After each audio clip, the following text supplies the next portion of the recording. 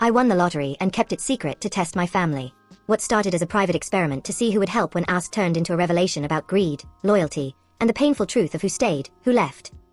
I still remember the exact dull blue of the lotto slip in my hand and the absurd, cinematic feeling of watching numbers line up on a screen like someone else's dream. My name is David Miller. I'm 36, live in a modest 3-bedroom in Cleveland, and until 3 months ago my biggest financial decisions were whether to fix the dryer or buy a used car with fewer rust spots. Then one rainy Tuesday I sat in my car in the grocery store parking lot and realized a sequence of 6 numbers I had barely glanced at when I bought the ticket matched the televised draw. At first I thought it was a mistake, some trick of the app. Then the machine beeped, then the clerk congratulated me, then every practical muscle in my body had to relearn its job. The raw facts.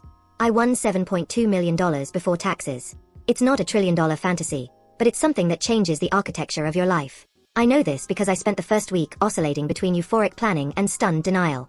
I did the thing you're supposed to do, kept the ticket secure, called a lawyer I found in a list of award-winning attorneys, and met with a financial planner who smelled like new leather and spreadsheets. I cried in a conference room. I laughed alone in the bathroom. I lay awake recalculating hypothetical college funds, mortgages, tribute vacations, and the stupid little luxuries. No more hand-me-down coats, a decent mattress, not being a perpetual nickel-and-dime chore list. Then I made a choice that surprised me later. I decided not to tell anyone. People always ask the same parade of hypotheticals when someone says they kept a lottery win secret. Why? Why not tell family? Isn't it a joyous thing? The answer has simple practical roots and darker veins. Practically, everyone advised me to stay quiet for at least 90 days.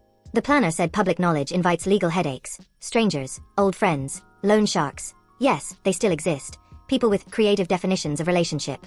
The lawyer told me that the longer I kept things private while I established trusts, LLCs, and a safe payout plan, the safer it would be. There was a prudential window in which anonymity was a defense. But beneath the lawyer's caution was something more personal. After years of watching how money reshapes people, I had a brittle doubt about the sincerity of affection that surrounds sudden wealth. I'd watched friends' marriages strain over promotions, cousins light up only when a credit card was concerned, neighbors gossip and file favor requests like taxes. The fear that I would be a walking ATM, not just to the distant cousin who always needed some help, but to the uncle who thinks family means you pay, nudged me toward secrecy. If I announced it, it would no longer be my decision how and when to give. So I kept quiet. I moved slowly. I opened accounts in trust-friendly names. I sat on a mountain of possibility, enormously privileged and quietly lonely. After the legal stuff, lump sum versus annuity debates, tax withholding plans, and a fairly merciless spreadsheet of how to preserve and invest the principal, I did what anyone with a secret might do. I tested it, the way you test a relationship by dropping a small, controlled truth and seeing the ripples. This is the part that, in retrospect, feels childish and necessary. I wanted to know, not just be told, whether the people closest to me would act like family or like creditors if the dynamic shifted. Call it a social experiment or call it a defensive mechanism. Either way, I framed a series of small asks over the next 2 months to watch reactions. My first test was simple and small in monetary terms, but heavy spiritually. My dad, Robert, is 62, drives an old pickup whose muffler sounds like a protest, and had been talking for a while about retiring from the landscaping business he's had for 30 years. His knee is shot, the back is worse, and there's talk in his voice about letting go but no money in the bank to make the transition easy. I called him and asked if he would consider taking a short-term contract at a friend's landscaping company while we figure things out. Clear, practical, non-monetary. When he said no, it was a soft, "I don't want to be tied down," and that was it. No gratitude about keeping the business alive, no suggestion of, "we can help," no asking what I could do to make his last few working years more comfortable. I was stung, but I rationalized that maybe pride gets in the way. Maybe he wanted to keep his independence. Next test. My sister Karen. She owes a credit card debt of about $18,000 and has spent years making minimum payments while living paycheck to paycheck. I called her and said, hypothetically, what if you needed $5,000 to consolidate and avoid a crushing rate? Would you reach out to family? She said tiredly, "I'll try a loan through my bank," and that was it. No visceral plea, no desperate vulnerability. She seemed oddly resigned. I pressed with a question. "Would you ask Mom for help if things were bad?" Her answer was a vague no, she's not in a place to help, which on the surface sounds reasonable but felt like a refusal to connect. Again, I told myself that maybe it was pride. Maybe people have internal rules about money and family they live by. I kept pushing, almost clinically. I forgot my wallet during a brunch and asked my brother Tom, who ironically makes decent money and has a condo I'd always envied, for $200. He was brusque and lent it without a word, which I admit, created a conflicting data point. He cared enough to not let me embarrass myself at the table, but when I posed a bigger hypothetical, "Would you co-sign a loan if I needed a bridge?" He hemmed and hawed and said he was already stretched thin. The pattern looked less like indifference and more like prioritization. They would help, but only in bounded transactional ways. If it wasn't convenient or if the moral calculus smacked of long-term obligation, the help evaporated. Then I escalated quietly and ethically, because I'm not a sadist and I didn't want to brand anyone. I wanted to know if any of these people would bend the rules for family. I called my mother, Linda, and said I had an emergency at work and needed someone to pick up Lily, my daughter. I'd left her with my ex after a cooperative divorce. The co-parenting arrangement was good but delicately balanced. I said my phone died. My boss wanted me in an emergency meeting. Could she? She said she was busy with a meeting and offered to call a rideshare. I asked the next person in line, my cousin Jessica, if she could pick up Lily. Jessica texted back, "Sorry, I already have plans." "No, how is David?" "Nothing." I felt a small, cold shock. The child in me who believed family meant showing up felt betrayed. The adult in me catalogued reasons. Schedules, prior commitments, weariness. The test that cut deepest wasn't about cash. It was about time and priority. I asked Tom, the brother with the decent condo, to watch Lily for 2 hours on a school night so I could attend a mandatory financial planning meeting. He said no, he had a workout, then, "I'll be late for my own thing." He offered, in the end, $20 to put toward a babysitter. Practical, but performative. It felt like a way to absolve responsibility without actually being present. I felt something break. There's a difference between being financially capable and emotionally willing, and often the people I thought would volunteer were absent. Before you think I'm only describing a village of monsters, let me be fair, a handful of people shone. My friend and old college roommate Marcus, who lives 2 states away and has always been unflinchingly loyal, dropped everything when I called with a small favor and drove across the city just to help lug boxes for free. My neighbor Linda, different Linda, brought casserole and offered to run errands without fanfare. Those acts felt like lifelines and reminded me that there are people whose response is immediate and compassionate. But what I'd set out to test, my family, was the core question. Would dinner companions for years show up if the practical need was in their lane? The answer, repeatedly, was no. After a few weeks of these litmus tests, the pattern pushed beyond personal disappointment into moral clarity. People I'd assumed would shield the kids, call at 3 in the morning, or offer an emergency couch were transactional lovers of convenience. Their kindness had limits I hadn't expected. I'd been naive to conflate blood with obligation. The thing that hurt most wasn't money. It was the realization that relationships could be conditional, not maliciously, but by default. You help so long as the ask doesn't require a sacrifice you didn't budget for. My family preferred the comfortable metrics of hospitality. Bring a casserole, RSVP yes, over messy, immediate sacrifice. What I didn't anticipate was the moral cocktail of disillusionment and power. There's a seductive, ugly clarity in realizing you don't need to ask. If you're rich in secret, you can solve small catastrophes, fix the muffler, pay off the card, buy a flight. But doing so erases the test and the truth about people's boundaries. So I made another harder choice.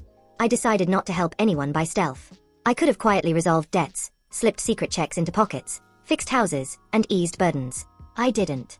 Partly out of principle. If you wouldn't ask openly or correspondingly show up for others, you don't get silent redemption. Partly out of anger, which is an ugly, honest motivator. I chose to stay hidden and to let the experiment conclude in silence. Keeping that win secret while the world continued its familiar petty dramas created a strange cognitive dissonance. I binge-bought books on philanthropy and irony. How to give with dignity, how to set up scholarship funds, how to operate a trust to help people without creating dependency. I set up a donor-advised fund under an LLC, money earmarked for causes I cared about. Local school arts programs, a shelter that mentored young fathers, and I donated anonymously where I could. Those things soothed a tiny part of me. I wanted to help, but not to be the flat answer to a family's social laziness. Charity for me became structured and impersonal, which felt safer and less like using money to manipulate human behavior. One of the consequences of secrecy is the loneliness of power. You begin to watch people as if you're an anthropologist with a big wallet, cataloging behavior with a ledger. I noticed my sister's obsession with the right aesthetic for Instagram and my father's inability to commit to anything that didn't involve hands-on labor. I watched family gatherings through the lens of someone who knew he could rewrite some lines but instead chose not to. Each small refusal by them felt like a marble in a jar labeled disillusionment. It was petty and cold and, in the end, an admission that I had let anger become a principle. There were moments when the not telling weighed more than the telling could ever have. Lily, my daughter, asked one evening why her cousin never came to her performances. I wanted to answer with honesty, with a tale about choices and obligations, but the truth would have involved confessing the lottery win or explaining complex social dynamics. Instead, I made her buttered toast and taught her a piano song. Sometimes the best parenting is the banality of routine, the small steady things you give without drawing attention to yourself. Not telling felt like protecting my family from a tidal wave of requests. Not telling also felt like protecting myself from becoming a commodity. Months passed. The seed of disappointment sprouted and then hardened into a steady, less volatile grief about my family. I saw them as people who might, given the right friction, surprise me, do the right thing, and be human. They didn't. And in that absence of surprise, I found a peace of sorts. I don't mean I was glad they disappointed me, but rather, I stopped waiting for them to become what they were not. I began to build my life with that knowledge. Very specific trusts for Lily's education, A retirement account for my parents I set up through a trustee who would distribute funds on terms, and clear instructions in my estate plan about how and when money would flow. I did all of this quietly, with the cold efficiency of someone who decided to be his own banker. People tell you money changes people, as if it is a cultural proverb and nothing else. It's partly true.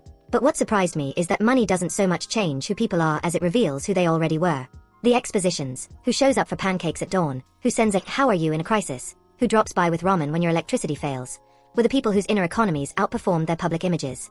The rest, those with busy schedules and polite excuses, wrapped themselves in plausible deniability and stayed in their lanes. Occasionally I get tempted to announce everything in a grand reconciliation scene. Hand everyone an envelope, stage a family intervention, buy the neighbors a better fence and watch the gratitude bloom. That impulse is social and childish. What I have learned is that generosity done to heal your own wound is not generosity. It's restitution aimed at an audience. So I channeled the money into structures that either gave anonymously or required active engagement. Grants that demanded recipients show progress, counseling funds for families that had been through trauma, educational scholarships that required application and accountability. That way money helps people who take steps to help themselves, not people who prefer the convenience of being given and never ask to change. Now, whenever someone asks me why I kept it secret, I tell them the legal reasons and the personal reasons, and then I add a smaller truth. I wanted to know who loved me without the gravitational pull of currency. The test was ugly and human. The result was cleaner than I expected. People loved me within boundaries I assumed were elastic, but in fact were brittle. That disillusionment hurt, but it also freed me. Freedom is not just being able to buy the things you once couldn't. It's reallocating your expectations about other people. Do I regret not revealing the win? Sometimes. There were family weddings where I could have quietly made travel simple, birthdays I could have elevated to something kind of miraculous, medical bills I could have erased without a paperwork headache. I pared this thought down quickly to its moral center. The problem was not the money or the deed. The problem was the story I wanted to be told about who I am. I would rather be measured by small consistent acts than by a one-time reveal that becomes the only lens through which future interactions are judged. I also learned how to be generous on my own terms. I take Lily to volunteer at the same shelter where I donate. We plant trees in the park in the name of a local teacher. We fund music lessons for kids who otherwise couldn't afford it. Those things make my life larger and anchor generosity in habits rather than headlines. My family responded, eventually, with curiosity. They noticed small, quiet improvements in our neighborhood and asked who that anonymous donor was. I smiled and said nothing. They never guessed. Maybe they will. Maybe they won't. I've stopped waiting for revelation to repair the fracture between us. The last, hardest thing I'll admit is this. I found the test as much a mirror for my own faults as theirs. I had hope, too much perhaps, that family would reflexively behave as family. I had arrogance in thinking my money would be the perfect clarifier of character. The moral of the story is not purely about human selfishness. It's about mutual imagination. Families require mutual imagination, an ability to accept need without grading it, to be present without making it a transaction. Not everyone has that capacity. I wish more did. So here I am, months into quiet wealth, living a life that looks outwardly much the same but is structurally different. I drive the same car sometimes because I like being unostentatious. I took that old pickup myself, paid for a new muffler, and left a card in my dad's mailbox signed, from an old friend. I bought a new mattress and donated the old one to a shelter. I'm still estranged gently from some relatives, not in the way glossy divorce announcements suggest, but in the slow recalibration of what I expect. If there is any tidy advice I can offer from inside this strange experiment, it is this. Money will teach you facts about people, but it won't make good people out of the indifferent. Don't test people cruelly. Test systems, set boundaries, write contracts, secure your family. Give anonymously if you can. Teach the people you love to ask. Trust should be earned in practice, not assumed because of DNA. And if you win an absurd lottery and discover your true capacity to be generous, do it in a way that makes you proud even when no one knows. I remain, privately and stubbornly, a fan of human complexity. I still love my family. I still call my dad and ask about his knee.